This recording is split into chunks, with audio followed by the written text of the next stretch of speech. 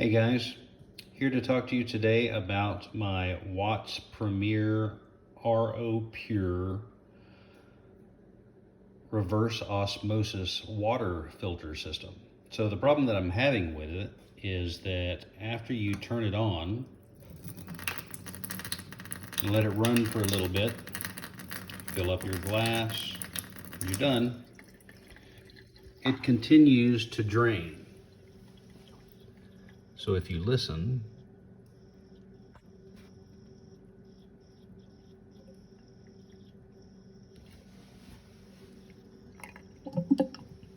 you hear that noise. And what'll happen is water now continues to drain out of the tank and into the water drain. So down below the sink here, we've got our reverse osmosis system and got our pressure tank.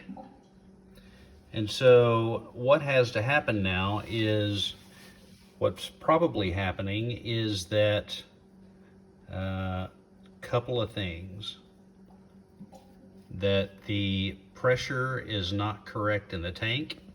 So I've written it here on the side. So when the tank is empty, it should be set at 5 to 7 psi. And so if you unscrew this little blue cover here, there's an air valve that you can hook up to a bicycle pump or an air compressor to put pressure in this tank, but you want to do it when it's empty, okay, and only 5 to 7 pounds. So how to know what the problem is. So when you continue to hear water draining, and so what's happening is, you can see right here, this is the overflow coming from this system. It goes up to the valve, to the water valve that I just showed you up top, and any excess water coming from this system comes back down this black tube and into the water drain. And that's what I continue to hear gurgling in my sink, is water continuing to flow out of this system and down into the water drain. So here on the top of the tank is a valve. So if you close this valve, what should happen is a couple of things, right? Either the water continues to drain out, like I just heard it again, or it stops. And so if it stops draining before the 5-minute mark after you close the valve, it's actually the pressure's not correct in the tank.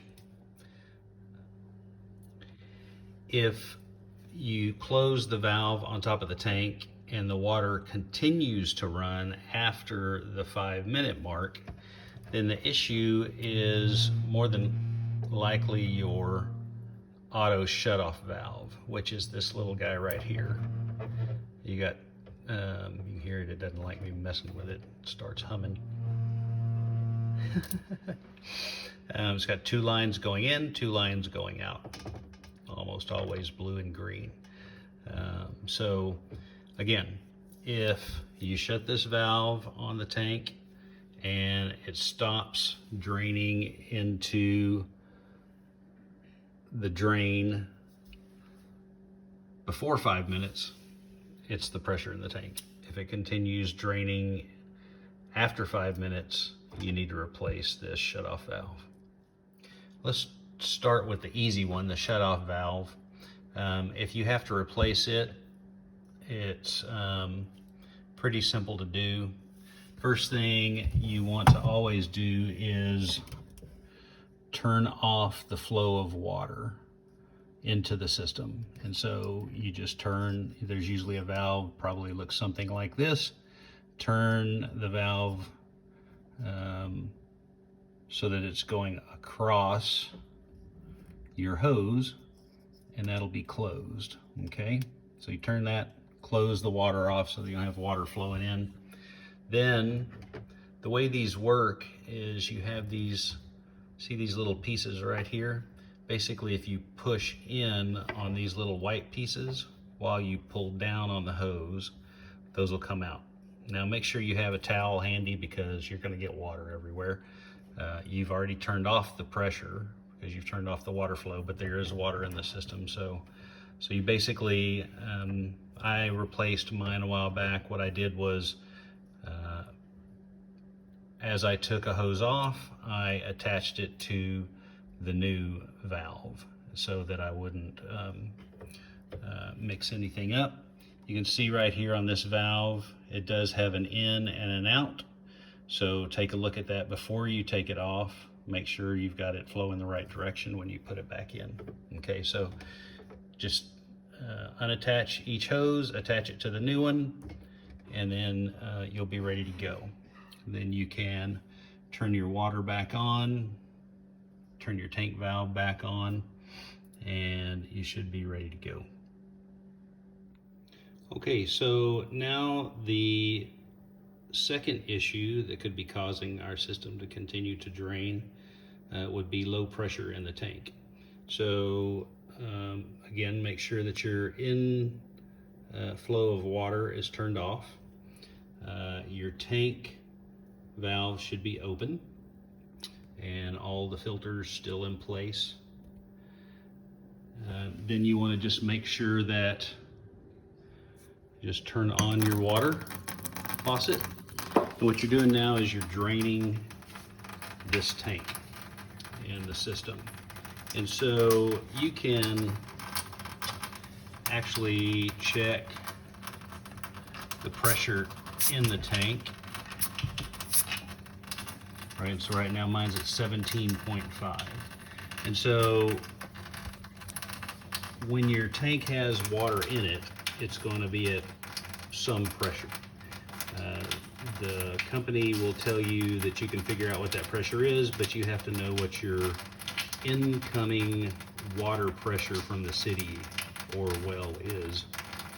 If you don't know that, then it's not really going to do you much good. So the main thing is to know that empty, this tank should be between 5 and 7 psi.